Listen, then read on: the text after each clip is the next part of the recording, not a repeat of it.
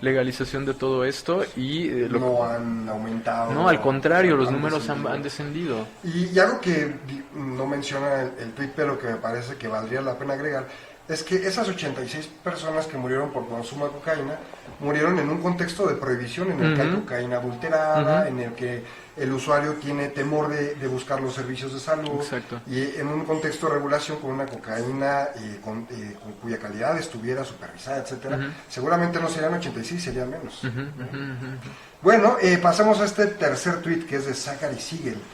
Y él postea una nota que es del Independent, periódico del Reino Unido, y él señala, ¿no?, relacionado a la nota, que las pruebas sobre prescripción de heroína para personas con adicción en el mundo son extremadamente favorables, demuestran que hay reducción del consumo, ¿no? Prescribir heroína reduce el consumo según las pruebas que se han hecho en el mundo.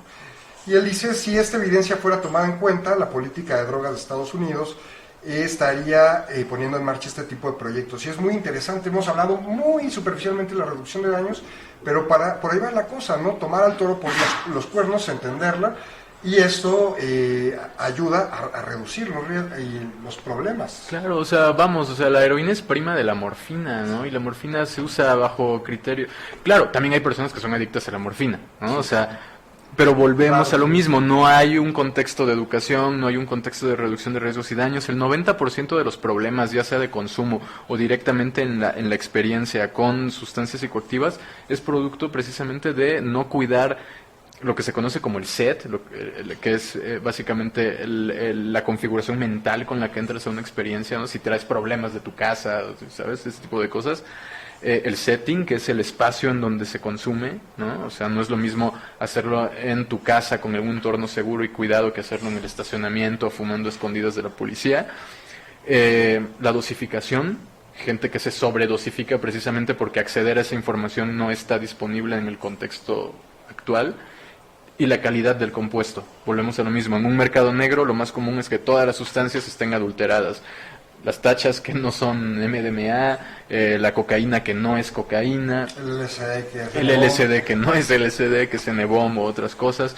Entonces el mercado negro está lleno de todos esos fenómenos y volvemos a lo mismo, no es en sí la sustancia, es que muchas veces no te están dando ni siquiera esa sustancia, ¿no? Ajá. Y justo esto último que comentas se relaciona con este tuit, el cuarto del día de hoy, que es de Échele Cabeza, que es una organización colombiana dedicada a la reducción de daños. Imaginaba que íbamos a tocar en varios momentos el tema de la reducción de daños. Y ellos dicen esto del 2CB, que es una sustancia que, por cierto, en México no es ilegal. El 2CB no es ilegal, es algo está en zona gris. Está en zona, pues, medianamente gris, porque digo, no está clasificada entre las sustancias de la Ley General de Salud. Sí, lo que pasa es que la Ley General de Salud creo que se basó en estas sustancias que pueden ser consideradas análogas del LSD, sí, al final de la serotonina. Entonces se basan como en buscar alcaloides parecidos y gran parte de la prohibición se basó en eso, o sea, en prohibir sustancias porque sus componentes se parecían al LSD, es decir, eran triptamina, ¿no? En Estados Unidos hay esto, ¿no? Por ahí me parece que buscan prohibir la salvia.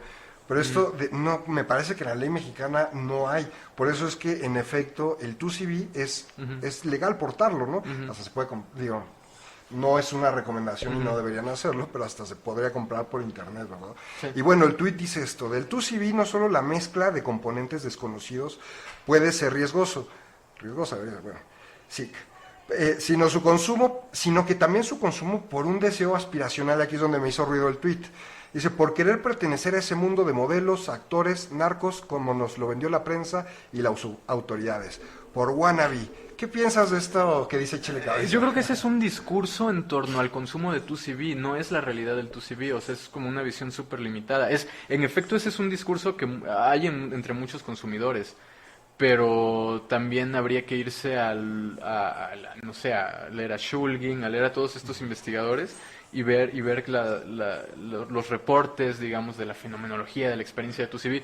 Yo creo que el 2CB es una sustancia para tener mucho cuidado en tu set y setting, porque es muy fácil que con ese grado de estimulación las cosas se salgan de control en alguna u otra forma. Eso es algo que puede ocurrir con el 2CB.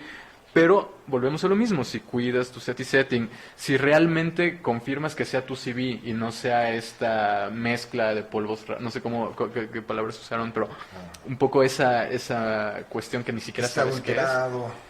Que eso es verdad, o sea, gran parte del 2CV está adulterado. La gente piensa que el 2CV es este polvo amarillo, este polvo rosado, y eso no es 2CV, ¿no? O sea, la mayoría no necesariamente, gran parte de lo que testean resulta que no es, pero eso no quiere decir que sí exista 2CV y de que pueda, bajo un set y setting correcto, resultar en una experiencia interesante. Este tipo de sustancias, muchas de ellas forman parte de este menú que se le llama nuevas sustancias psicoactivas. Tienen este problema, ¿no? Que parecieran seguras, pienso también en el N-bomb, los 2Cs, 12I, etcétera, y el mismo 2CB, que parecieran seguras porque sus efectos son similares a los de la LSD, son medio de corte psicodélico, pero en realidad son de una familia muy distinta, no son triptaminas, son feniletilaminas altamente tóxicas. Entonces, esto es un riesgo del consumo de este tipo de sustancias. Claro, ya tienen una cierta como cualquier anfetamina, tienen una cierta neurotoxicidad a partir de una determinada dosis, y con las triptaminas, que son las análogas a la serotonina, el LSD, la psilocibina, etcétera, DMT, por lo tanto ayahuasca, no tienen ese problema, ¿no? O sea, en el caso del LSD hablamos de que la dosis tóxica sería, o sea, es imposible que llegues a la dosificación tóxica, ¿no?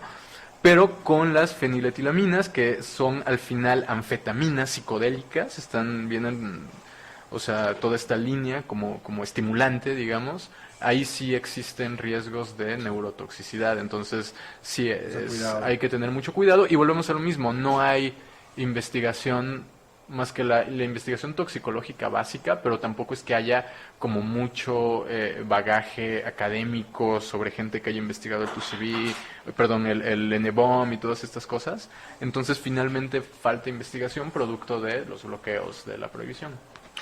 Bien, el último tuit del día es esta nota del medio español El País. Postean una nota y el tuit dice, la nota es sobre ese tema, dice: la pandemia ha cambiado también el consumo de drogas en Europa, es un medio español, pero sabemos que esto ha sucedido en todos lados, México incluido. Sí.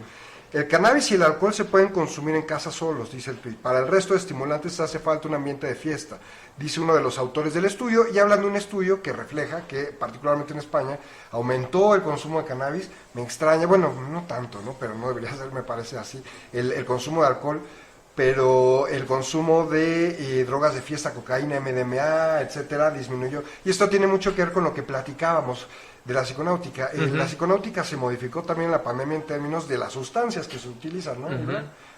¿Tú has podido percibir esto entre los psiconautas en México? Yo creo que se modificó o sea, te decía, como de cosas como que van desde los sueños hasta gente que de pronto tenía depresiones inexplicables o cambios de estado de ánimo inexplicables. O sea, sí afectó como que en muchos niveles. Yo creo que también aquí lo que pasa es que, por ejemplo, en el caso del MDMA, mucha gente lo tiene totalmente asociado a la fiesta, sí. Lo cual es una pena absoluta, porque realmente es una sustancia con la que vale la pena explorar estando solo, o estando con una o dos, o sea, estando con grupos pequeños de personas, así como estando en un rave, ¿no? O sea, es una sustancia que si la desaprovechas usándola únicamente para bailar y para fiestear, lo cual no está mal, pero al final también tiene estas otras aplicaciones terapéuticas que aparecen en el momento en el que dejas, digamos, de prestarle tanta atención a las dinámicas externas, a bailar o a socializar, y sencillamente te sientas a escuchar música que te guste o en silencio hablar con otra persona o a rebotar ideas, y automáticamente los efectos y las propiedades terapéuticas emergen. Pero como la gente no conoce estos otros contextos terapéuticos de uso de la sustancia, se quedan con la idea, primero con la idea de que el MDMA es la tacha, lo cual nada que ver, y segundo con la idea de que el MDMA es una cuestión únicamente para fiestas y que si no hay fiesta no la puedo usar. Ojo que esto no es recomendación de que usen MDMA, ¿no? Pero también existen estas posibles otras aplicaciones. Estoy de acuerdo contigo. Sí. Me parece que el MDMA se adapta a todo. Sí. Uno está solo y dice, me encanta estar solo, y si en ese momento te transporta a una fiesta y dices, no, qué bueno que me traje, así es, claro, todo el tiempo estás contento. Bueno, ese es el efecto que da debido a la liberación de serotonina. Si bien hay que mencionarlo, es una droga también con una toxicidad importante y que no se debe usar muy seguido. Bueno, llegamos al final de este programa, Ibra, este segundo episodio de la segunda temporada de Al Margen de lo Privado. Muchas gracias por haber venido. Agradecido. Tengo que decirlo, Ibra, un muy buen amigo mío y además amigo Al Margen de lo Privado, que es la segunda vez que nos visita. La vez pasada, en la temporada anterior, junto con Oneiros, amigo a quien le mandamos saludos. Pronto también lo tendremos seguramente.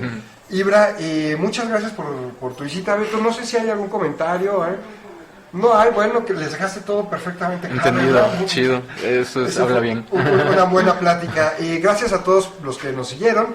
Los invitamos a que la próxima semana nos vuelvan a sintonizar, martes 7:30, aquí a través de Hotbox, para que vean un nuevo episodio de este podcast dedicado a hablar de todos esos temas de las drogas que se encuentran al margen de lo privado. Muchas gracias, Ibra. Nos vemos pronto. Gracias. Chido.